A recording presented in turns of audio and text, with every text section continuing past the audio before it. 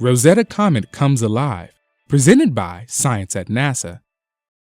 A spacecraft from Earth is about to do something no spacecraft has ever done before: orbit a comet and land on its surface. Right now, the European Space Agency's Rosetta probe is hurtling toward Comet 67P Churyumov-Gerasimenko.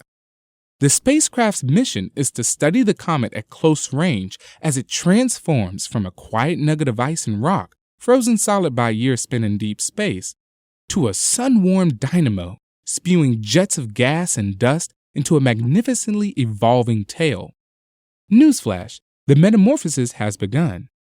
Comet 67P is coming alive, says Claudia Alexander, project scientist for the U.S. Rosetta project at NASA's Jet Propulsion Laboratory, and it is even more active than I expected. Launched in 2004, Rosetta has spent the past few years in hibernation as it chased the comet across the solar system. In January of 2014, with its destination in sight, Rosetta woke up and turned on its cameras. At first, the comet looked like a dimensionless pinprick, inactive except for its quiet motion through space. Then, on May 4th, a bright cloud appeared around the nucleus.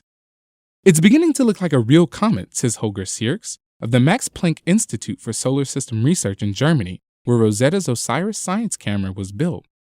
"It is hard to believe," he says, "that only a few months from now, Rosetta will be deep inside this cloud of dust and en route to the origin of the comet's activity."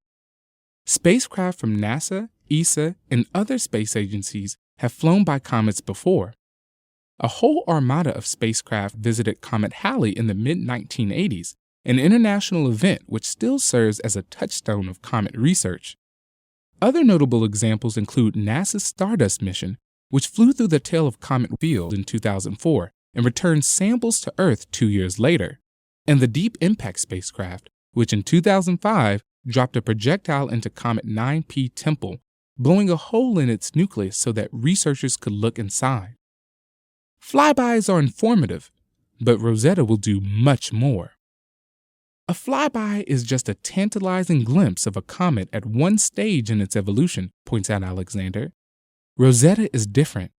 It will orbit 67P for 17 months.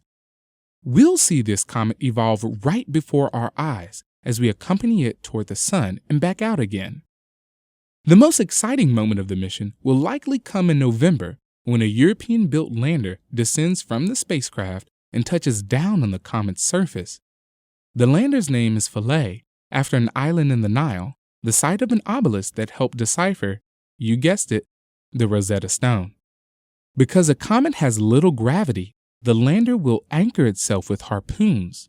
The feet may drill into something crunchy like permafrost, or maybe into something rock solid, Alexander speculates.